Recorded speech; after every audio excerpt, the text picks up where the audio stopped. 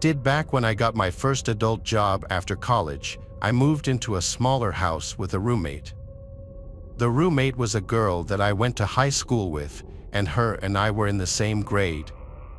However, we weren't really friends.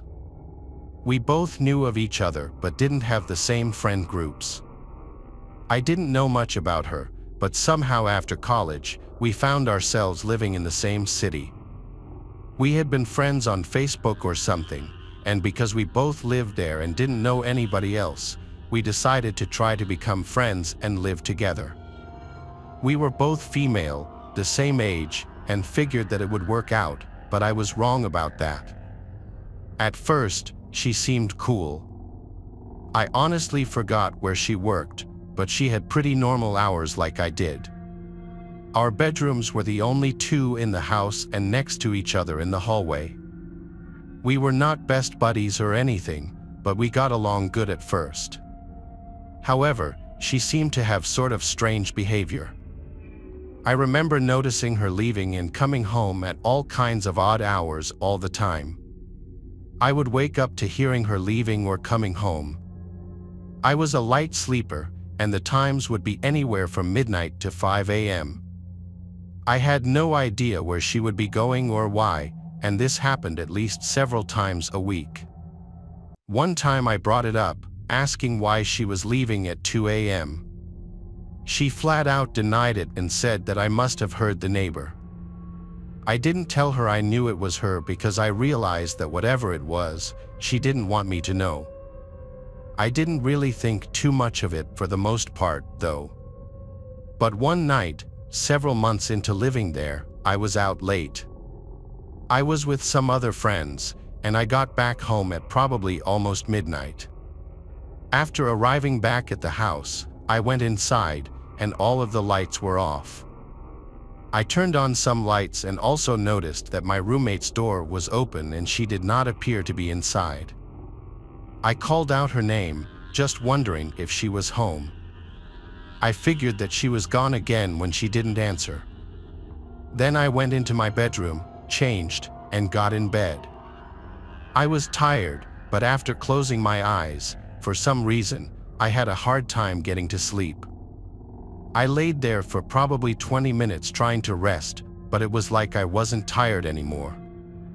Then suddenly I heard this noise inside of my room. I had no idea what it was. I looked up and saw my closet door opening. Then I saw my roommate walking out. It was really dark in there, but I could clearly tell that it was her. This was so strange. I had no idea what she was doing in there. I sat up and asked her what was going on. As soon as I spoke, she looked over and saw me, then she started running and darted out of my room. I stayed where I was and was just so confused. Then, probably a minute later, I heard her leaving the house out the front door. At that point, I decided that I needed to move out of there as soon as possible. For the next couple of days, I packed up my stuff. I don't know where my roommate was during this time, but she was never there when I was. She must have only been back when I was at work. Then I moved out.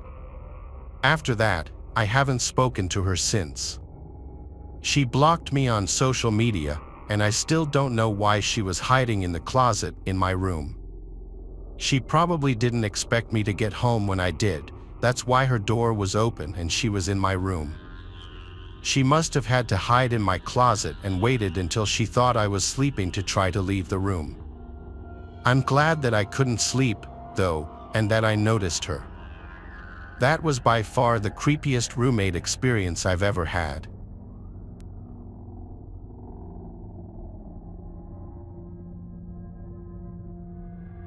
Three years ago, when I was broke, I moved to a new city for a job. This job was not the most well-paying job, but it was decent. Because I had no money going into it, I had to find a cheap place to live. I ended up going on Craigslist and finding a roommate there. I know that sounds sketchy, and the truth is that it is sketchy because the guy that I was roommates with was weird. At first, he seemed normal enough, but I never actually met him in person until I moved into the apartment. We had a 2-bedroom place right outside of the city. My roommate's name was Bellamy, and he was thin, had longer hair, and was about my age. The apartment that we got was not very nice. It was located in not the best neighborhood, and the building was old and a little bit run down. We had a living room, a small kitchen, and then a hallway where Bellamy's room was at one end.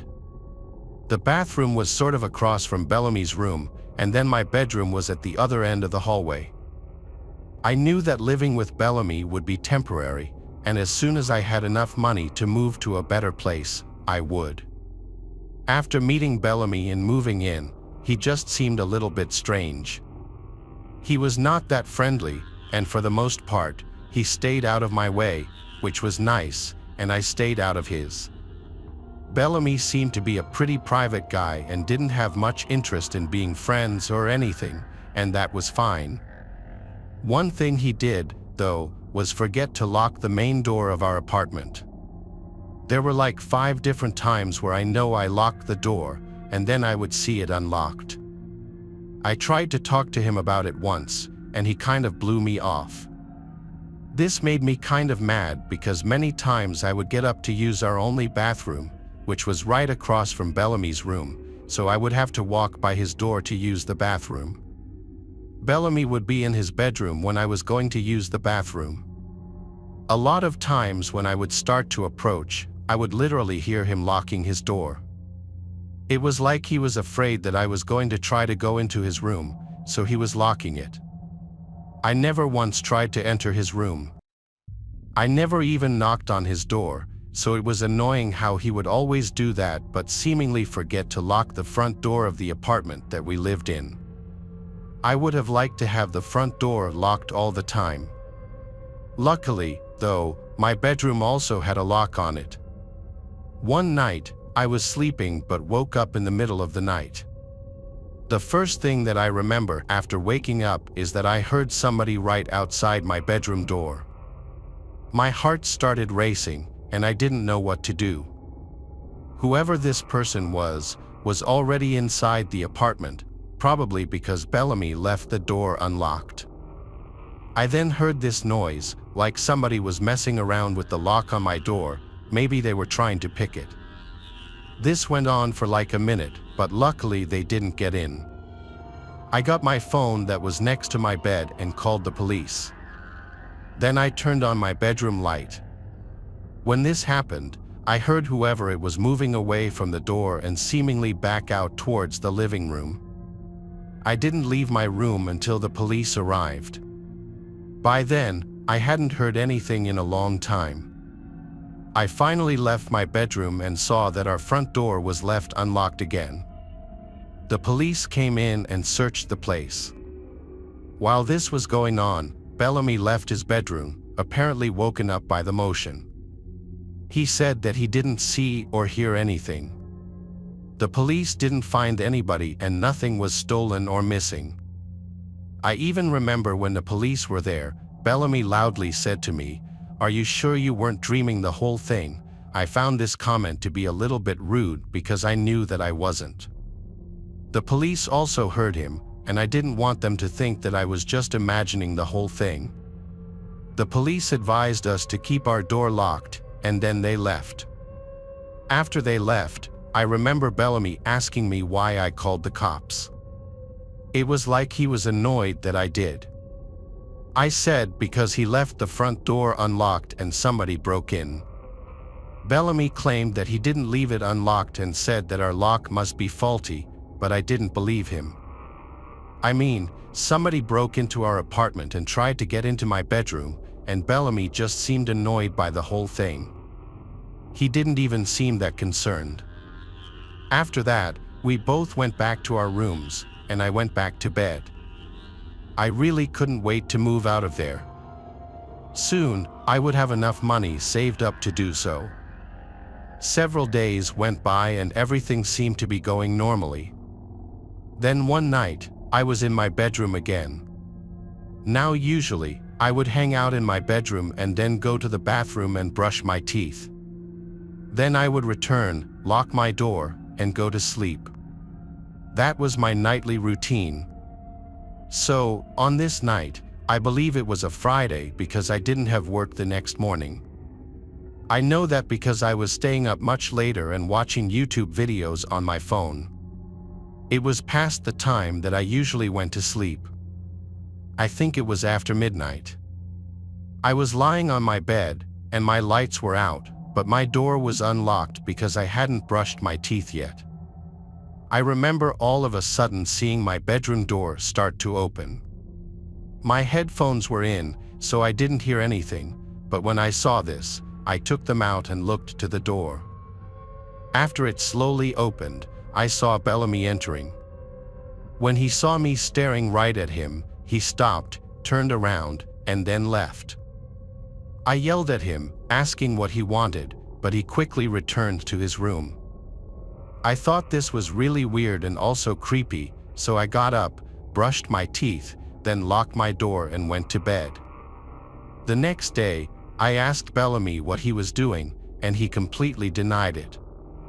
I couldn't believe it. He suggested that I was having another dream. This made me mad. But I didn't say anything. Instead, I realized that it was probably him the night I had called the police. I don't think anybody else even entered our apartment. I mean, nothing was stolen and nothing was messed up. Plus, the person went right for my room. So I started looking for a new place that same day. Within a week, I moved out. Ever since then, I haven't seen or heard from Bellamy, and I'm hoping that I never do.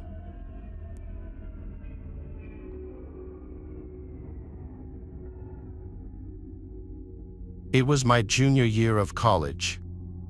I had moved off campus into a student apartment building. My roommate was sort of assigned to me by the school in the sense that he was just someone else who needed someone to live with. His name was Arlo, and he seemed like a nice guy at first. He was friendly and polite, always smiling and making small talk. But as the days went by, I started to notice strange things about him, little quirks and odd behaviors that made me feel uneasy. It started with the way Arlo would always linger in my room, asking pushy questions about my personal life and poking around my belongings as if he were way too comfortable doing so. At first, I brushed it off as harmless curiosity, even if I found it kind of weird. But the more I thought about it, the more it bothered me. Then there were the sounds I would hear coming from Arlo's room late at night, talking and shuffling noises that were slightly concerning. I tried to ignore them, telling myself it was just Arlo watching TV or talking on the phone, but deep down I knew something wasn't right. One night, unable to sleep because of the strange noises coming from Arlo's room, I decided to investigate. I crept silently down the hallway and pressed my ear against Arlo's door, straining to hear what was going on inside. What I heard was just weird. It was the sound of Arlo whispering to himself, his voice low and muffled. And then, just as suddenly as it had started, the whispering stopped, and there was nothing but silence. Then I heard, "Kane," Arlo said my name. Did he somehow know I was outside his door? I quickly and quietly tiptoed away from his door and went back to my room. I silently crawled back into my bed. I didn't know what to make of this. Why was Arlo talking to himself? Was he hiding something from me, or was he sleepwalking? But then, how did he know I was outside of his room? I couldn't shake the feeling of uneasiness. The next day, I kept thinking about the night before. As the days went by and the sounds from Arlo's room persisted, my paranoia only grew worse. I couldn't shake the feeling that Arlo was hiding something from me. Arlo's behavior also became stranger. I started to notice little subtle changes in his behavior, like he would make strange glances at me, and his movements seemed a little furtive. One night, I woke up at some off hour in the night and heard Arlo's whispering voice from outside in the hallway, like right outside my door. It was genuinely freaking me out, and I was wondering if he was sleepwalking. I went to the door and put my ear up against it, and like last time, the whispering stopped. Then Arlo once again said, "Kane." This time I replied and said, "Yeah, you good?" He didn't respond. I just heard his footsteps walk away to his room. The following night, I woke up to the sound of my bedroom door closing. I heard Arlo's footsteps walking away in the hallway. This was getting out of hand. The next day, I decided to confront him about his potential sleepwalking. I told him I'd been hearing him walking around late at night and heard him close my door last night. I then asked him if he had ever been known to sleepwalk or have any kind of sleeping disorders. He seemed to not know how to answer at first, but then he said yes, he does tend to sleepwalk sometimes. I wasn't buying it, though. Something was up. I decided to search Arlo's room for answers. I knew it was risky, but I couldn't ignore the nagging feeling that something was wrong. I waited until Arlo was out of the apartment, then I crept into his room. I knew that I might not have much time, so I searched quickly, tearing through drawers and closets in search of anything that might explain Arlo's strange nightly behavior. And then, just as I was about to give up, I found it, a small, nondescript drawer hidden at the back of Arlo's closet. I pulled it open, and my blood ran cold at what I found inside. It was a collection of photographs, dozens of them, mostly featuring me asleep and one other guy who looked to be our age. They were taken from different angles and distances, some of them so close up that I could see the pores on my skin and individual strands of hair on my head. I felt sick to my stomach as I realized what I was looking at. Arlo had been secretly taking pictures of me while I slept, without my knowledge or consent. I couldn't believe it. I had been living with some kind of sick voyeur. He had been violating my privacy and invading my personal space for who knows how long. I wanted to confront Arlo, to demand answers, but I was afraid of what he might do, afraid of what he might say, afraid of what might happen if I confronted him alone. So I took a picture of the contents of the drawer and then took a handful of the photos as evidence to use against Arlo. I packed my things, and the next day, I showed the photos to the department in charge of student housing accommodations, and they told me to let them take the appropriate action. I was lucky and got assigned to a different apartment with a normal person who needed a roommate. I never spoke to Arlo again. Even now, years later, I still can't shake the memory of those chilling photographs and Arlo's whispering and creeping around at night. I never found out who the other guy in the photos was. It was definitely his old roommate, but I was never able to find his name. But who knows, maybe he also found out.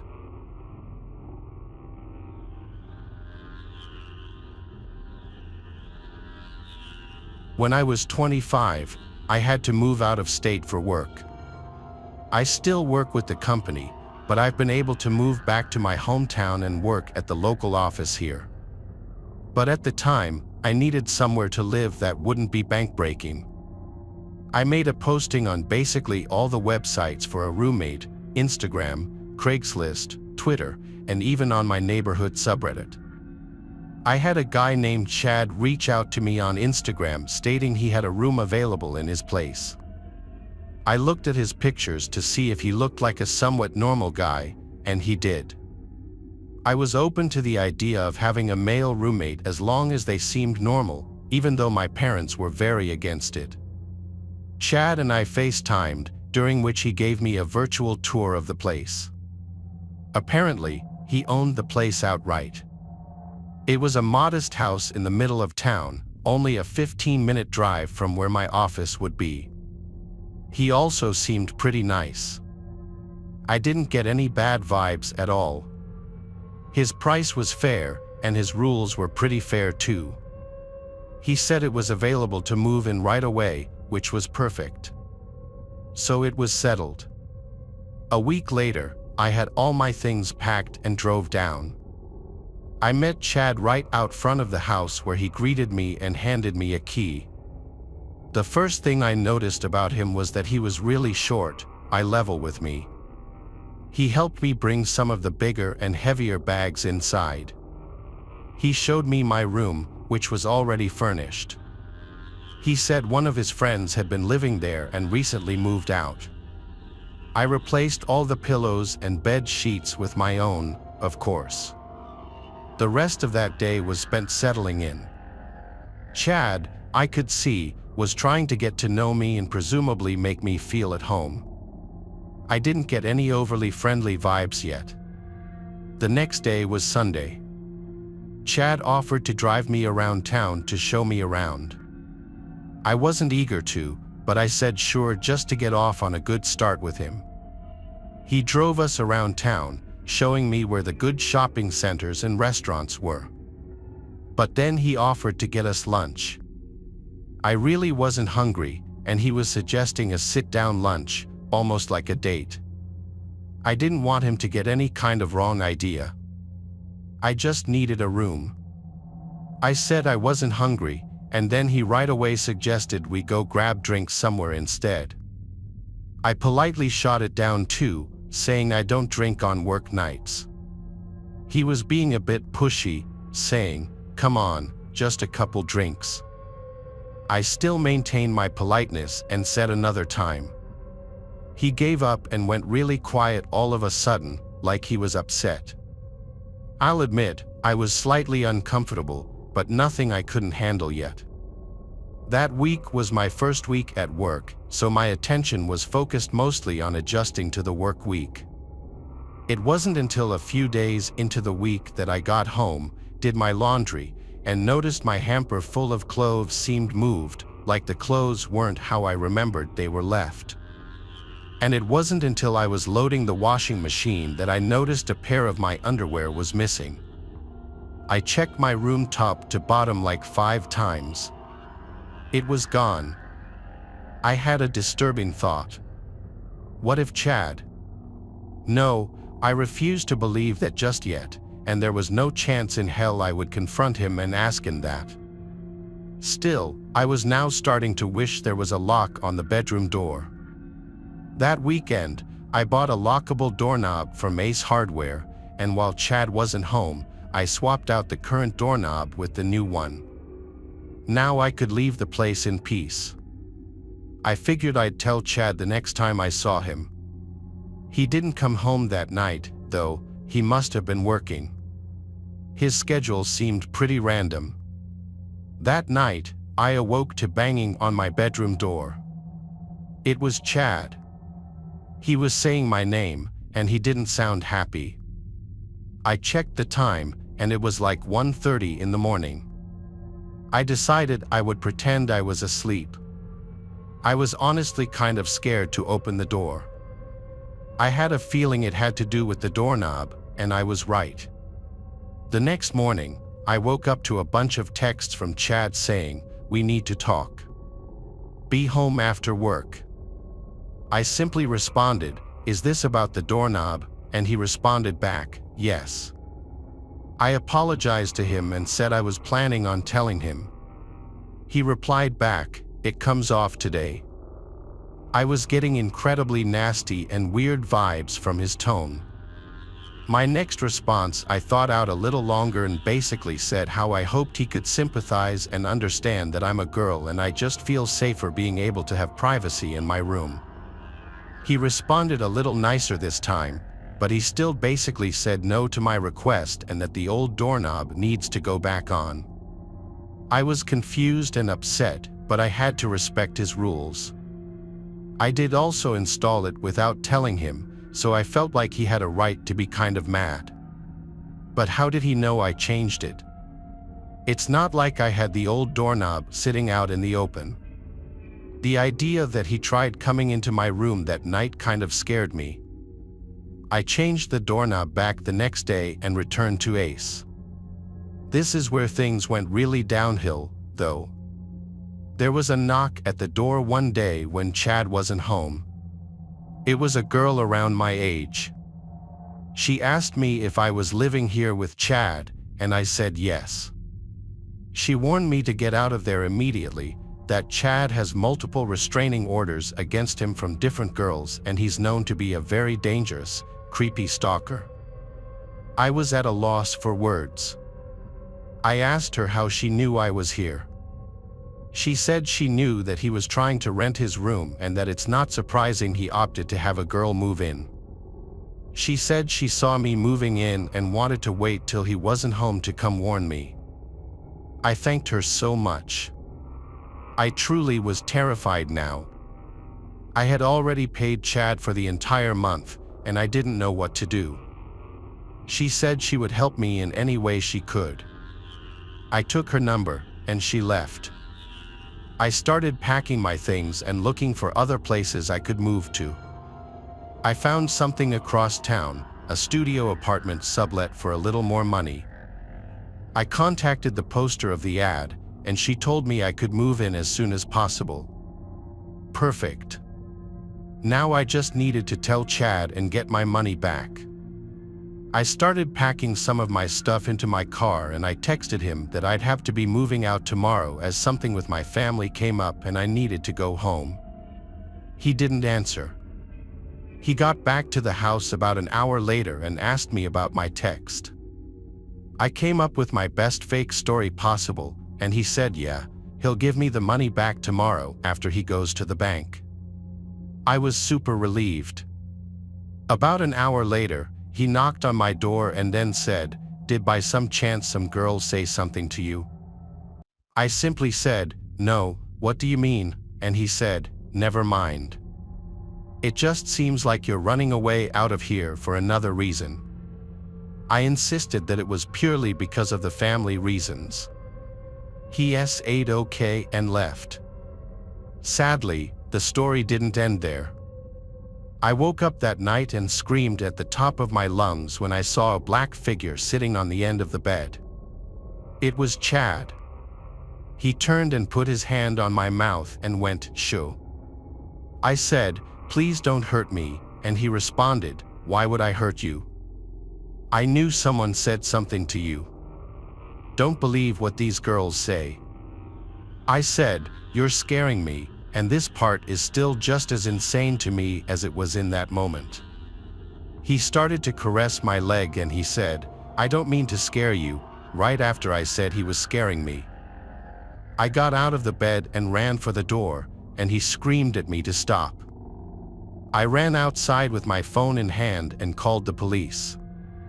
I hid in the bush until they showed up and I explained the entire situation to them. They made Chad come outside and give his side of the story. Basically, I told them I just want to get all my stuff out of the room and I'm leaving. So the cops stayed there as I collected the remainder of my stuff and brought it all to my car. I also insisted on Chad then owing me the money back while the police were there, and he did so. Actually, the whole time the police were there he tried his best to act like some normal dude. I could tell one of the officers then pulled me to the side to tell me that this guy had been arrested before for other incidents with women, but Chad denied ever coming in my room or touching me or anything, so it was all he said, she said. I left the house and went straight to a hotel for the night. The next day I moved into the studio apartment. Luckily, the girl who posted it was able to facilitate my quick move-in. I have never, and will never, live with another man who's not my boyfriend or husband ever again, or just anyone I don't know for that matter.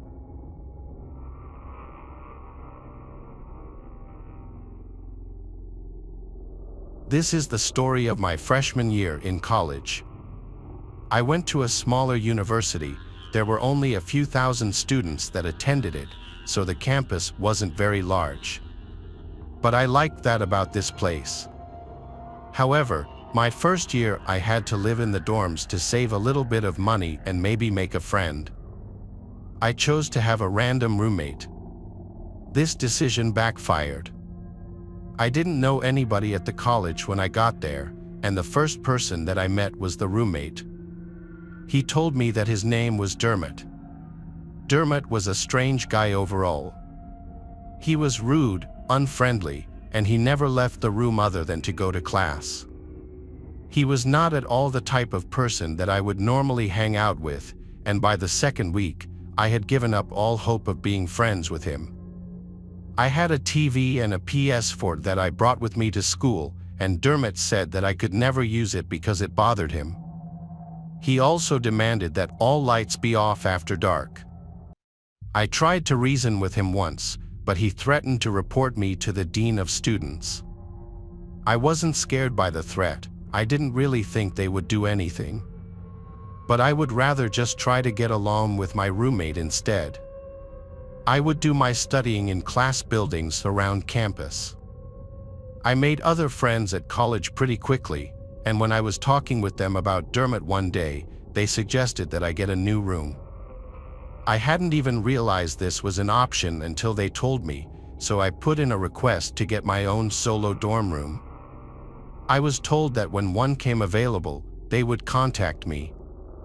About 2 weeks later, so now about a month and a half into the school year, I was contacted. I was told that I could move into a different dorm building that was across the street. This building was a little bit newer and nicer. It had a room that was available, and I accepted it. I decided not to even tell Dermot. I didn't know if he would be happy or sad about it, but I didn't want him thinking that I hated him or something. So one day, when Dermot was gone at his classes at a time that I didn't have class, I packed up all my stuff and just left without saying a word. My entire half of the room was now gone. I moved into my new building and got my new room. It was so nice to finally have a place all to myself. I could watch TV, play PlayStation, and not have any complaints. I could even have my friends over to hang out. However, I did want to be careful not to see my old roommate Dermot. Like I said, it was a small campus, so there was a chance that we would cross paths. If we did, I didn't want him to ask me why I left or something. I was careful to avoid him, and I didn't see him at all for a couple of days.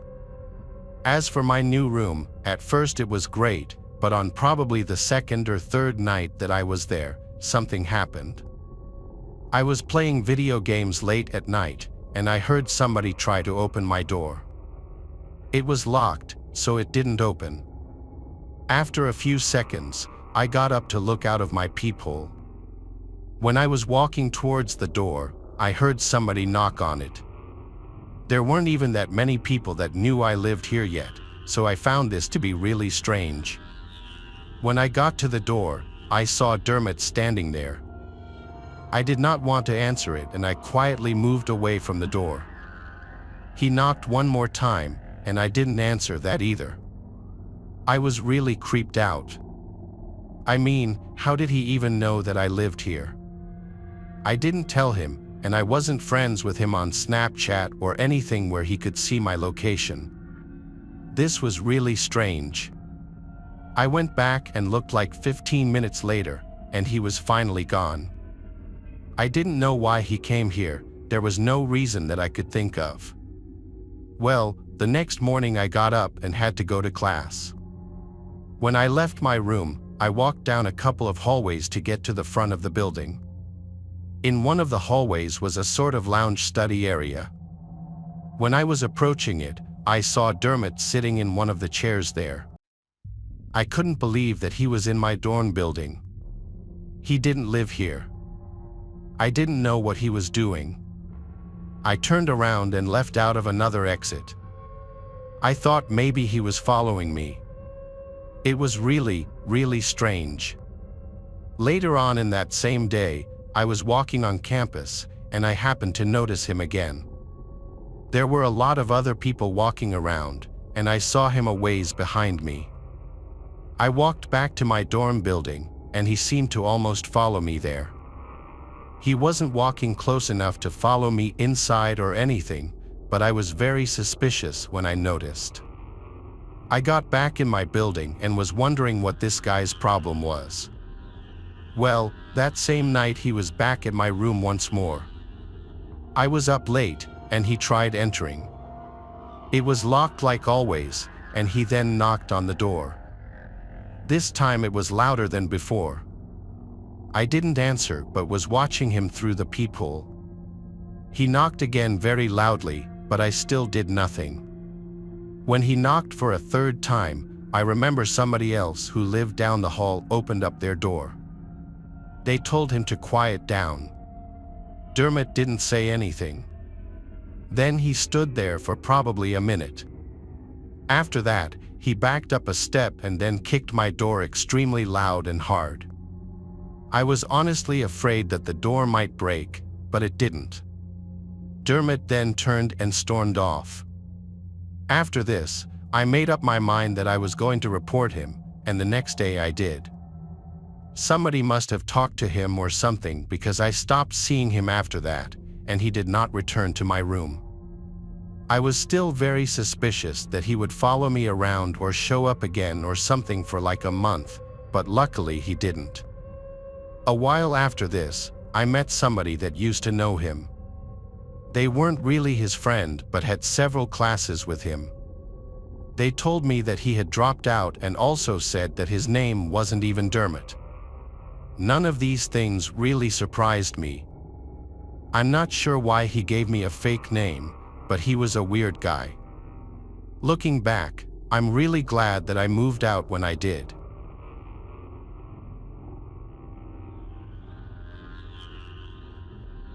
Thanks for watching the video. Subscribe to the channel and turn on notifications to watch the latest videos.